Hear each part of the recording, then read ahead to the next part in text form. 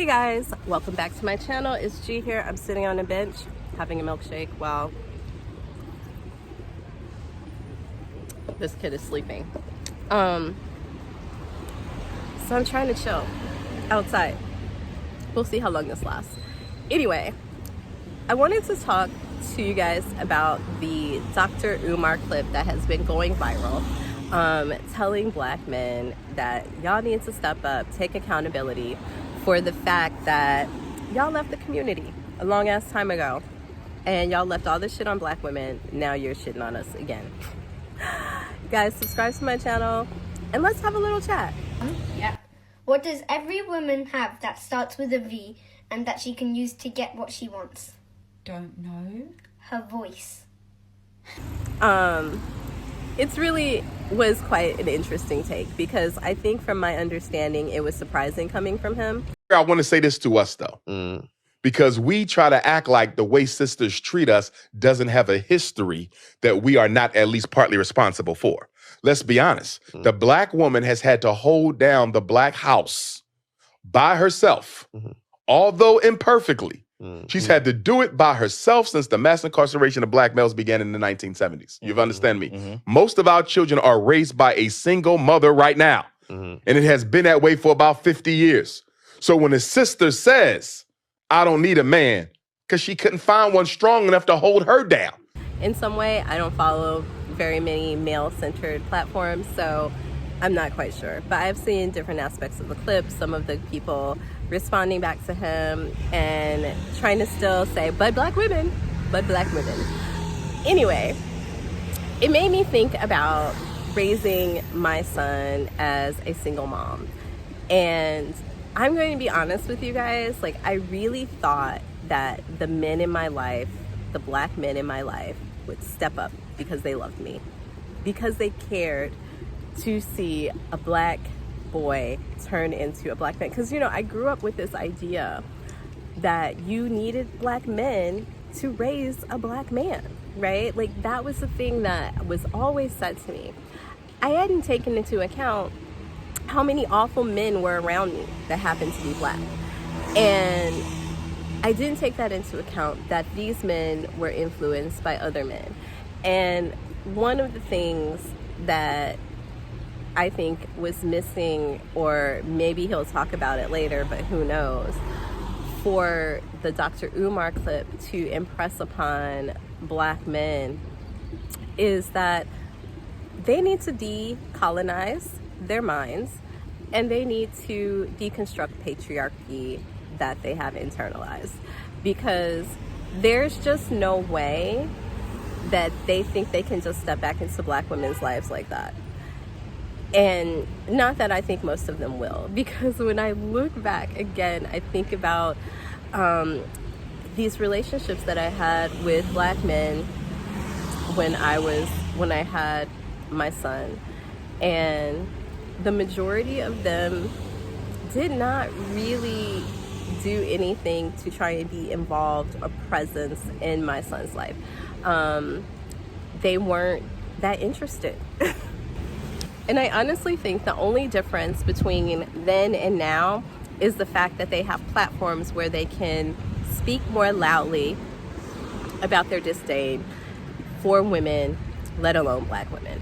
Because I really don't think, I'm going to be honest with you, I really don't think men who degrade any woman based on their ethnicity, especially women who look like their mothers, have any love for women at all. And I feel sorry for any woman of any ethnicity that ends up with these dudes who spout all of this black woman this, black woman that nonsense.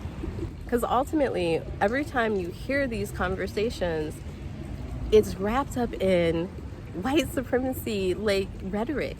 That is all that they are sharing with other black men. So how is it that you think you can step into the community? Because mind you, despite what Dr. Umar says, black men are always saying that black men are the most involved fathers. They are the most involved people in their children's lives. So if that is the case, these fatherless homes are only fatherless by space. And that means that these men are still influencing these boys, but they're just influencing them poorly. They're influencing them poorly. And to me, that's worse. That's worse, because you are spreading more misogyny, you are spreading more general disdain towards women, you are spreading ultimately white supremacist rhetoric, and raising a whole new generation of boys to do that and to treat women poorly. Now, I'm not saying that there aren't bad moms out there, because not that my mom was bad, but she was a challenge. I know that that's true. And I know that even now, as we start talking about Black women divesting, Black women focusing on themselves, there are still Black women who are raising Black sons, even in interracial relationships. I consider my children to be Black. So, how are we still focused on changing Black boys to be better Black men? That's what it ultimately comes down to. And I look at my son right now, my oldest, and I think he is an awesome human being. He is, and it's not because he's perfect. He's made his mistakes, he's had his challenges, but has he gone to jail? No. And I know that's a low bar. But since I was a single mom, I feel like I have to say that, since they're constantly saying that Black boys raised by single Black moms end up in jail. He has not been in trouble once in all of his years. He's creative, he's interesting, and ultimately he's a good human being. And I can tell you, once I was talking to him about a friend's relationship, and he said to me, he's like, I don't understand how how women deal with men, generally speaking, because ew. And I was like, okay, I did something right. Because what I realized is when I was raising him, and I went through this disappointment from having men who I thought were friends, who I thought were close enough to me to want to be an important person in my child's life. Because please don't get this twisted and think that I wanted someone to step in as a father figure. But what I wanted him to have, because at the time when I was young, I still really was like, you know what, a Black boy needs a Black man because his experience in this life is unique. And I didn't know or want to take away something from him. And I felt that, when people were like, oh, you need to get married, oh my God. It actually ended up, that rhetoric, I think, put me in relationships with men that I probably would have never been in relationships with, because I wanted him to have a good Black man with a job and this, that, and the other, as someone in his life that he can look to for whatever Black men are going to deal with, which is what I really ultimately kept thinking when I was raising him. And this was when I was very young. And I remember he was probably 5 or 6 years old, and I was in this relationship. It was the only Black man that I had really let get involved in my son's life. And I was in this relationship, and it was terrible. He was an awful person in many ways. But he was also very wanting my son to be proper. I was involved with his family. There was so many intertanglements that I never ever allowed myself to get into again with a man while I was raising my son, because what I realized was I wanted to be the strongest influence in his life, and I wanted to be a conscious influence. And I think that is one of the big differences in what he was telling these men. It was yeah, you guys are not community minded. Totally get it. You need to do better. Do better. You do better. Do better for your community. Eventually, you could probably influence boys, Black boys, to be better men. But those men need to be better. Because we kept seeing them trying to interject. They didn't want to even accept that little thing that he was telling him to do. Because sometimes all that really means is be a Black boy's friend. Be a friend to a Black boy who might need you one day. And Be a good friend. Don't take your internalized hate of everything and everybody to that boy and make him a bitter you. That's what we don't need, right? And when I look back and I think half the guys that I knew, when we excused men for so long. And when I stopped excusing men for their behavior, I realized how awful most of the men I knew really are or were, and kind of still are today. I was really disappointed. I'm right here. I remember, I had like one person who I thought was really close to me, and I realized not that long ago that he excuses domestic violence and blames women for a man violating them. And I can't help, every time I look back, when I listen to men now, I realize the only difference in men now and men like then is that they have a platform and a microphone to say dumb shit out loud, and more people can hear it. But they've always been thinking this. So when that guy talks about Dr. Umar, when he talks about, black women for 50 years have been on their own, it's been more first. It's been more than that. But if we've been on our own for this long, then what have these black men been doing in influencing one another to become this way? Because never did they take accountability for being gone, for leaving, for not just the Pookie and Ray Rays. Because I can tell you right now, my son's biological father is not a Pookie or a Ray Ray. He's a something, like the third, the fourth. So he knows his father. But he didn't have interest in, even though he lied, he did lie, because that's what they do, in knowing his son. Because all they talk about are the ones that look bad on paper. But there are plenty of men who have gotten married to women, had children, decided the woman wasn't for them anymore, and left completely the family, the children, and everything. That's what they do.